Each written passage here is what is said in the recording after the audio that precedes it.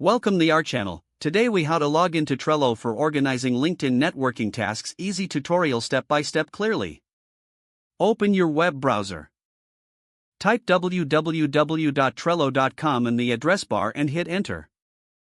Wait for the Trello homepage to load. Locate the login button in the top right corner of the page. Click on the login button. You will be directed to a login page. If you already have an account, enter your email address in the designated field. Next, enter your password in the password field. If you forgot your password, click on the Forgot Password link to reset it. After entering your credentials, click the Login button. If you have two-factor authentication enabled, check your authentication app or email for the verification code. Enter the verification code when prompted and click Confirm. Once logged in, you will be taken to your Trello dashboard. To create a new board for your LinkedIn networking tasks, click on the Create New Board option. Name your board something like LinkedIn Networking. Choose a background color or image for visual appeal. Click Create Board to finalize the process. Now you can start adding lists to your board for different networking tasks. Click on Add a list and name it according to your workflow, such as Connect with new contacts.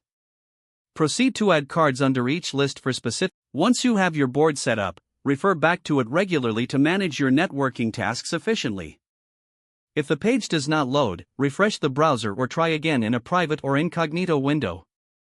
Make sure you are using the correct email address, then retype it carefully to avoid small typos.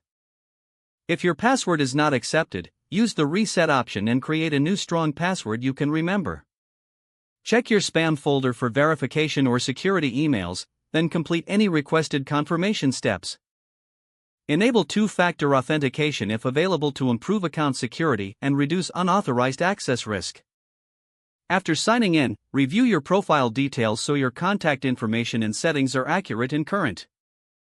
If you see an error message, note it down and try again after restarting your device and internet connection.